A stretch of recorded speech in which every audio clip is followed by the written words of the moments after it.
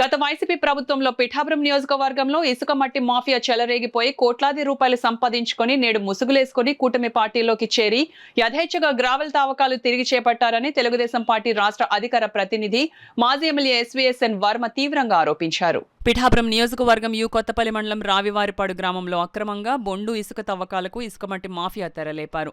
ఎటువంటి అనుమతులు లేకుండా రాత్రి వేళలో వందలాది లారీల ద్వారా అక్రమంగా బొండు ఇసుకను తరలిస్తున్నారనే విషయం తెలుసుకున్న మాజీ ఎమ్మెల్యే వర్మ తెలుగుదేశం పార్టీ నాయకులతో కలిసి అక్రమ తవ్వకాలు జరుగుతున్న ప్రాంతాన్ని సందర్శించారు. అదేవిధంగా బొండు ఇసుక అక్రమంగా తవ్వేసి గోతులు పెట్టిన ప్రాంతాన్ని మాజీ ఎమ్మెల్యే వర్మ సందర్శించారు. ఈ సందర్భంగా మాజీ ఎమ్మెల్యే వర్మ మీడియాతో మాట్లాడుతూ రాష్ట్ర ఉప ముఖ్యమంత్రి పిఠాపురం ఎమ్మెల్యే కొణిదెల పవన్ కళ్యాణ్ కు కూటమి ప్రభుత్వానికి చెడ్డ పేరు తెచ్చే ఏ పైనైనా ఉపేక్షించేది లేదని, ఈ అక్రమ మైనింగ్ పై ఉన్నతాధికారులకు రాష్ట్ర ముఖ్యమంత్రి చంద్రబాబు నాయుడుకి ఉప ముఖ్యమంత్రి కొణిదెల పవన్ కళ్యాణ్ కి ఫిర్యాదు చేస్తానని ఈ సందర్భంగా ఆయన తెలియజేశారు. అడ్వాంటేజ్ జరిగి పనులు చేస్తాడు, ఆ పార్టీకి మంచి పేరు వచ్చే పని ఇది. కూటమి ప్రభుత్వానికి చెడ్డ పేరు వచ్చే పని ఈ అక్రమ తవ్వకం. ఈ అక్రమ తవ్వకం కూటమికి చెడు, వైసీపీకి మంచి పేరు. ఆ విధంగా వాళ్ళ యొక్క వ్యాపారాలు చేసుకోవడం గురించి ముసుగు తగిలించుకున్నారు. అలాగే కొడవల్లో కూడా మొదలైంది. వైసీపీ టైంలో, గవర్నమెంట్ టైంలో తెలుగుదేశం, జనసేన, బీజేపీ 3 నెలల ధర్నాలు చేశారు. అక్కడ టెంట్లు వేసుకుని చేసాం. ఇప్పుడు వాళ్ళు మళ్ళీ స్టార్ట్ చేసేస్తున్నారు. ఎలా స్టార్ట్ చేసేస్తున్నారో మాకు అర్థం అవట్లేదు. ఎవరిని ఎక్కడ కలిసి స్టార్ట్ చేసేస్తున్నారో అర్థం అవట్లేదు. వాళ్ళకి ధైర్యం ఏంటో అర్థం అవట్లేదు. సేమ్ పర్సన్స్, సినిమా మార్పు అంతే.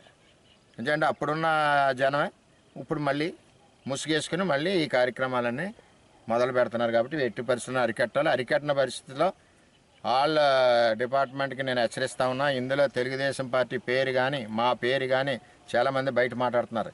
ఎక్కడ చెప్పినా సరే తీసుకెళ్ళి బొక్కలేసి తోలు తీసేయండి. ఇటువంటి అక్రమ కార్యక్రమాల్లో తెలుగుదేశం పార్టీ ఎక్కడ ఉండదు. ఈ కూటమికి వచ్చి చెడ్డ పేరు వచ్చి పనుల్ని మీరు కంటిన్యూ చేస్తున్నారంటే పోలీస్ వ్యవస్థ ఒకసారి దృష్టి పెట్టుకోండి.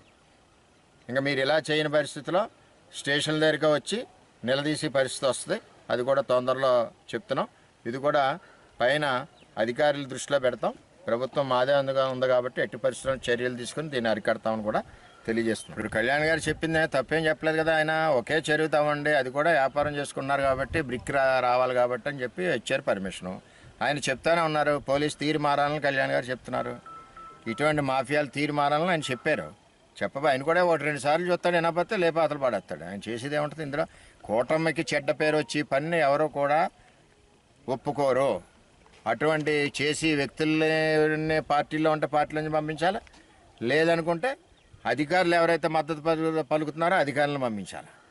పోలీసుకు వ్యవస్థ ఉంది కదా.